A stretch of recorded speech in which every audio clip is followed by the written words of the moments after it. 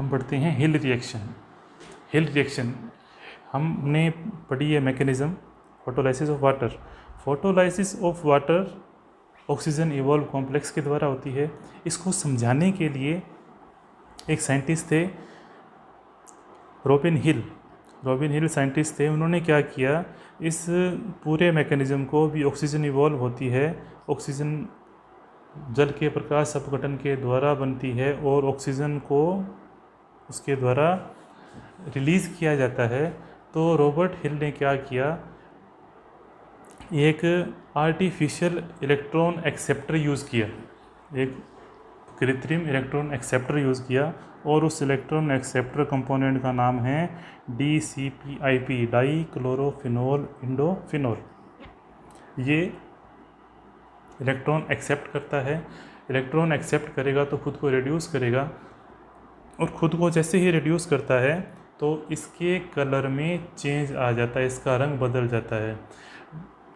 Naturally ये जो है ये जो पदार्थ है जिसको डाइक्लोरोफिनोल इंडोफिनोल कहते हैं, ये गहरे नीले रंग का होता है, इसका रंग डार्क ब्लू होता है। लेकिन जैसे ही ये इलेक्ट्रॉन एक्सेप्ट करता है, इसके अंदर से इलेक्ट्रॉन जैसे ही गुजरते हैं या जैसे ही अपने आप को रिड्यूस कर लेता है तो ये इसका रंग बदल जाता है और इसका रंग जो होता है वो हल्का नीला या कलरलेस हो जाता है। इसी को प्रयोग में लेकर उन्होंने कृत्रिम इलेक्ट्रॉन एक्सेप्टर का यूज़ किया, इसको हम आर्टिफिशियल इलेक्ट्रॉन एक्सेप्टर बोलते हैं। उन्होंने क्या किया, कुछ पौधे के क्लोरोफिल मॉलिक्यूल्स को उन्होंने क्या किया, एक टेस्ट ट्यूब में इकट्ठा किया और टेस्ट ट्यूब में इकट्ठा करके उसे प्रकाश की उपस्थिति में डाइक्लोरोफिनोल इंडोफिनोल जो मॉलिक्यूल्स है उसके साथ रख दिया, दोनों को साथ मिला दिया जो कि नीले रंग का था। अब उन्होंने क्या किया, जैसे ही लाइट की प्रेजेंस उसे दी गई, लाइट की उपस्थिति में जब उस डाइक्लोरोफिनोल इंडोफिनोल प्लस क्लोरोप्लास्ट इन दोनों को जोड़कर जब रखा गया लाइट की प्रेजेंस के अंदर, तो लाइट की प्रेजेंस में क्लोरोफिल मॉलिक्यूल के द्वारा जैसे इलेक्ट्रॉन रिलीज़ हुए और ये इलेक्ट्रॉन एक्सेप्टर है खुद को रिड्यूस कर लिया और रिड्यूस करते ही उसने क्या किया, उसका कलर जो है वो वापस ब्लू से लाइट ब्लू या उसका कलर लेस हो गया।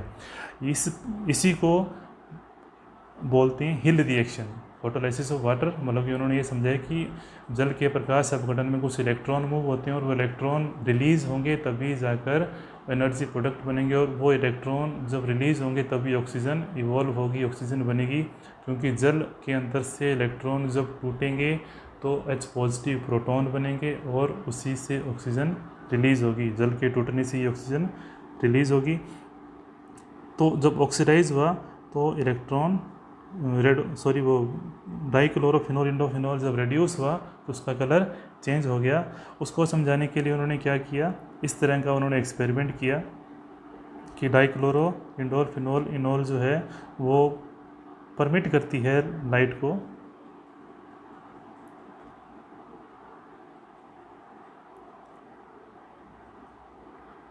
परमिट करती है, इसके द्वारा इलेक्ट्रॉन उसके अंदर एक्सेप्ट किया जाता है। तो क्लोरोफिल मॉलिक्यूल्स उसके अंदर सोल्यूशन में पहले से डाले हुए थे, उसके अंदर DCPIP मॉलिक्यूल्स और डाल दिए। अब क्लोरोफिल मॉलिक्यूल्स को जब लाइट की प्रेजेंस में रखा जाता है तो उसके द्वारा क्या होंगे, कुछ इलेक्ट्रॉन रिलीज़ होंगे लाइट की प्रेजेंस में, लाइट की प्रेजेंस में इलेक्ट्रॉन रिलीज़ होंगे तो इलेक्ट्रॉन को एक्सेप्ट कौन करेगा, DCPIP। ये आर्टिफिशियल इलेक्ट्रॉन एक्सेप्टर है। जैसे ही इलेक्ट्रॉन इसने एक्सेप्ट किए तो इसका कलर पहले ये था और इलेक्ट्रॉन एक्सेप्ट करने के बाद में इसका कलर जो था वो लाइट कलर का हो गया, कलरलेस हो गया।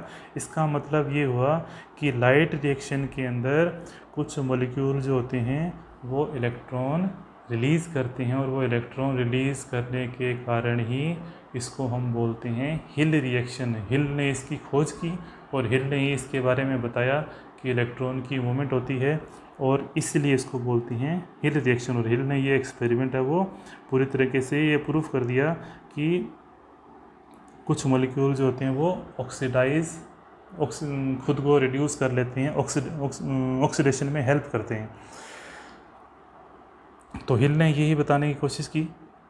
वापस चलते हैं कि उन्होंने हिल ने क्या बताया। रॉबिन हिल ने ये एक्सपेरिमेंट किया जिसमें क्लोरोप्लास्ट को अलग करके, क्लोरोप्लास्ट या क्लोरोफिल मॉलिक्यूल्स को अलग करके उन्होंने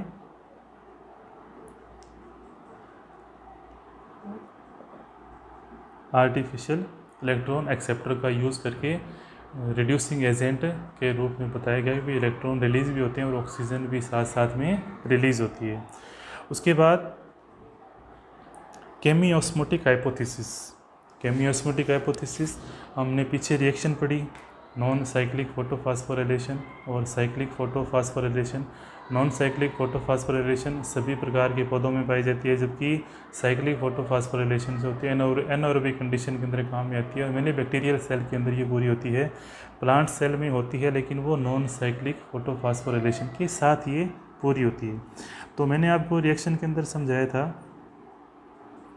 कि किस प्रकार ये थाइलेकोइड मेम्ब्रेन की स्ट्रक्चर आपको बताई गई है, जिसके अंदर पीएस फर्स्ट और पीएस सेकंड का अरेंजमेंट यहाँ पर दिखाया गया है। ये पीएस सेकंड है, पीएस फर्स्ट है, साइटोक्रोम बीएफ कॉम्प्लेक्स है, थाइलेकोइड मेम्ब्रेन है और एटीपी सिंथेटेज पूरे थाइलेकोइड मेम्ब्रेन के अंदर आपको अरेंज करते हैं। इसके अंदर का पार्ट कहलाता है ल्यूमन, इसे बोलते हैं ल्यूमन, और बाहर का पार्ट कहलाता है स्ट्रोमा। एक थाइलेकोइड मेम्ब्रेन की टिपिकल स्ट्रक्चर समझाई गई, जिसके अंदर अपने आप को अरेंजमेंट जो है वो इसका समझ में आया हुआ है पहले कि pigment system, photo system first और सेकंड किस प्रकार थाइलेकोइड मेम्ब्रेन के ऊपर अपने आप को व्यवस्थित रखते हैं ताकि वो लाइट रिएक्शन को पूरा करते हैं। अब हम समझते हैं केमियोस्मोटिक थ्योरी, केमियोस्मोटिक हाइपोथेसिस। केमिकल ऑस्मोटिक या रासायनिक परासरणी सिद्धांत ये दिया गया पीटर मिटशेल के द्वारा 1961 के अंदर। अब उसी डायग्राम को थोड़ा सा डिटेल में यहाँ पर समझाया गया है। जो डायग्राम आपने यहाँ पर देखा है, इसी डायग्राम को थोड़ा सा फोटो सिस्टम फर्स्ट और सेकंड के साथ ज्वाइन करके उसको थोड़ा सा डिटेल में समझाया गया है। इस डायग्राम को समझने से पहले इस डायग्राम, जो पीछे डायग्राम आपको दिया गया है, इसको दिमाग में रखें तो आगे वाला कॉन्सेप्ट जो वो आसानी से समझ में आएगा। केमियोस्मोटिक हाइपोथेसिस, तो केमियोस्मोटिक हाइपोथेसिस जो है वो दिया गया पीटर मिटशेल के द्वारा। पीटर मिटशेल ने 1961 के अंदर दिया। उन्होंने ये बताया कि किस प्रकार एटीपी और NADPH2 की फॉर्मेशन होती है। हमने पहले साइक्लिक और नॉन साइक्लिक फोटोफॉस्फोराइलेशन पढ़ा। नॉन साइक्लिक फोटोफॉस्फोराइलेशन के अंदर मॉलिक्यूल्स के अंदर मूवमेंट होती है, इलेक्ट्रॉन के मूवमेंट होने के साथ साथ वो कुछ एनर्जी प्रोडक्ट बनाता है। वो एनर्जी प्रोडक्ट कहाँ बनते हैं, किस प्रकार बनते हैं, उसको समझाने का श्रेय दिया जाता है पीटर मिटशेल को। पीटर मिटशेल ने क्या किया, उन्होंने समझाया कि जैसे ही फोटो सिस्टम फर्स्ट और फोटो सिस्टम सेकंड और फोटो सिस्टम फर्स्ट दोनों मिलकर काम करते हैं तो उसके द्वारा इलेक्ट्रॉन का ट्रांसफ़र होता है और स्ट्रोमा से कुछ हाइड्रोजन मॉलिक्यूल्स को अब्जॉर्ब कर लिया जाता है प्लास्टोक्विनोन के द्वारा। और प्लास्टोक्विनोन जैसे ही खुद को ऑक्सीडाइज करता है, इलेक्ट्रॉन जब उसके अंदर से निकल जाता है तो वापस वो हाइड्रोजन मॉलिक्यूल्स को भी वहाँ से रिलीज़ कर देता है। लेकिन यहाँ पर ये थाइलेकोइड मेम्ब्रेन जो ग्रे लाइन में जो पूरा फॉर्मेट आपको दिखाया गया है, ये थाइलेकोइड मेम्ब्रेन मैनुअल रिएक्शन है। इसके बाहर स्ट्रोमा है और अंदर क्या है, इसके ल्यूमन। इनकी पोजीशन को हमने ध्यान रखना है अच्छी तरीके से। तो पूरा का पूरा जो ग्रे पार्ट है, ये पूरा ग्रे पार्ट जो दिखाई दे रहा है आपको, ये ग्रे पार्ट पूरा का पूरा थाइलेकोइड मेम्ब्रेन के अंदर हो रहा है। तो मैंने आपको पहले ही बताया था कि स्ट्रोमा से ल्यूमन के अंदर H पॉजिटिव आयनों की मूवमेंट आसानी से हो सकती है, लेकिन उन्हीं H पॉजिटिव आयनों की मूवमेंट वापस ल्यूमन से स्ट्रोमा में किसी भी तरीके से ये मेम्ब्रेन अलाउ नहीं करती है। थाइलेकोइड मेम्ब्रेन इसके लिए अपारगम्य होती है। अब इसी कॉन्सेप्ट के बेस पे केमियोस्मोटिक थ्योरी दी, परासरणी सिद्धांत दिया गया, केमिकल परासरणी सिद्धांत पीटर मिटशेल के द्वारा 1961 के अंदर। उन्होंने कहा भी जैसे जैसे ये लाइट रिएक्शन का नॉन साइक्लिक फोटोफॉस्फोराइलेशन पूरा होता है या नॉन साइक्लिक रिएक्शन पूरी होती है, तो यहाँ पर जो ल्यूमन है, ल्यूमन के अंदर H पॉजिटिव आयनों की संख्या बढ़ती चली जाती है। क्यों? एक तो वाटर का फोटोलाइसिस हो रहा है, जल का प्रकाश अपघटन हो रहा है, उसके द्वारा भी कुछ H पॉजिटिव आयन टूटते चले जाने, वो H पॉजिटिव आयन भी कहाँ होंगे, ल्यूमन में इकट्ठा होंगे।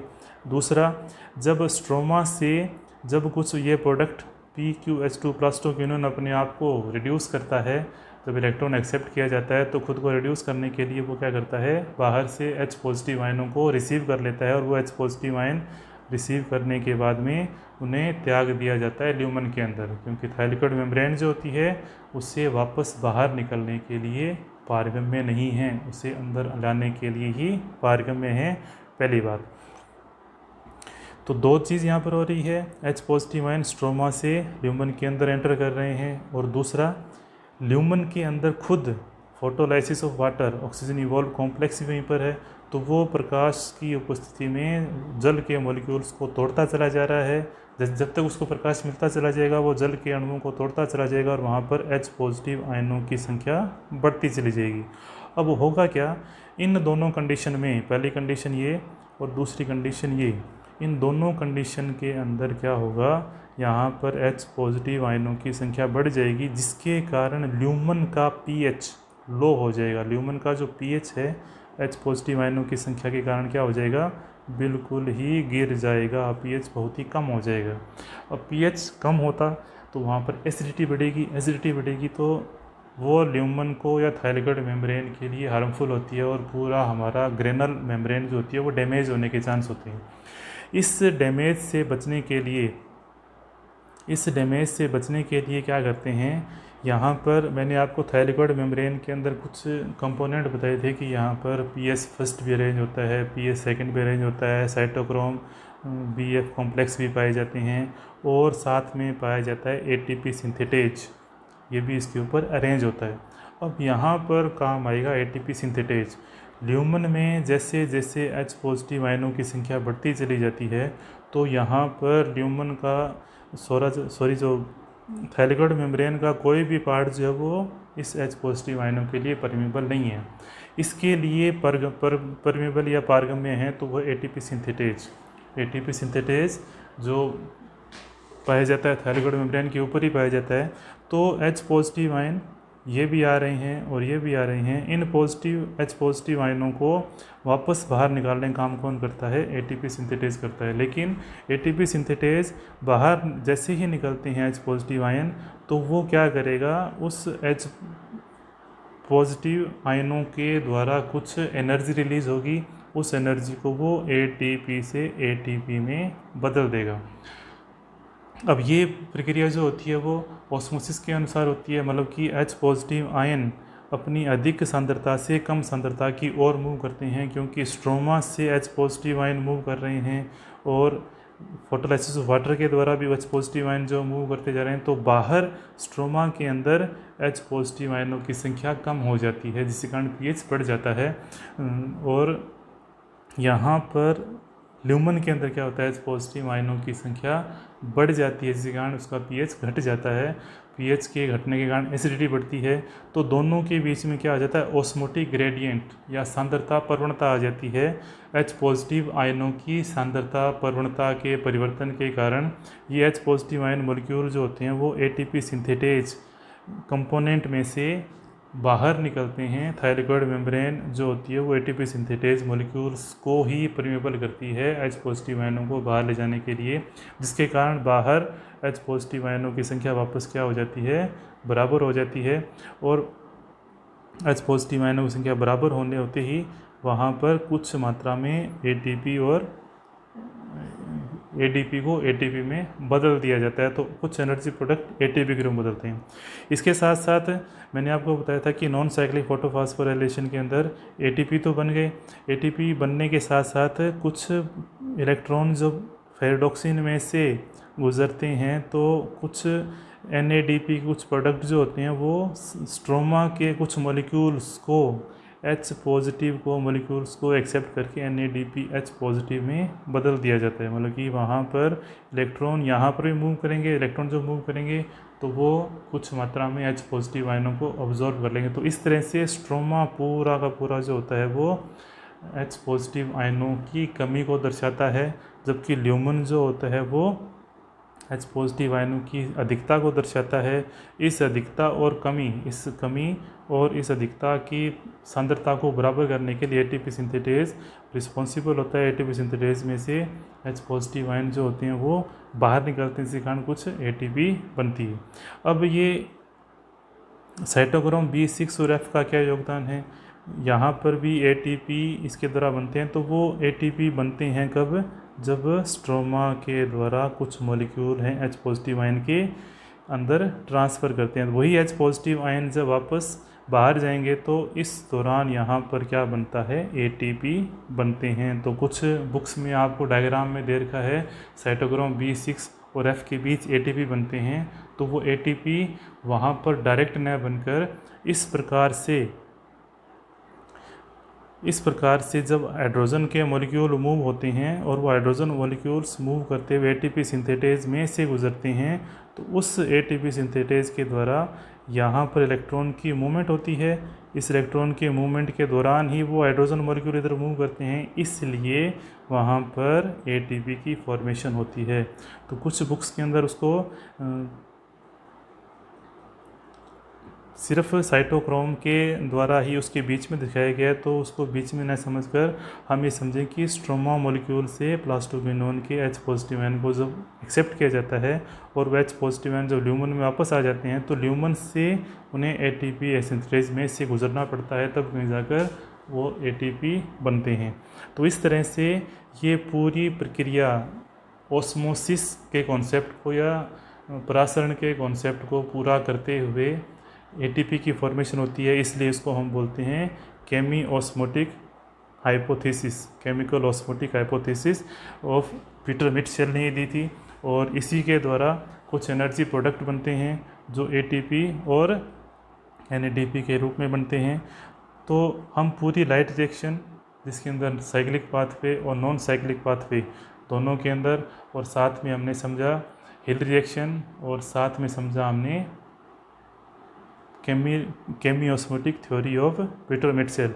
इस पूरे कॉन्सेप्ट के बाद हमने समझने के बाद हमें ये बात पता चली कि पूरी की पूरी लाइट रिएक्शन जो होती है वो कुछ एनर्जी प्रोडक्ट बनाती है, जिसको हम बोलते हैं NADPH+H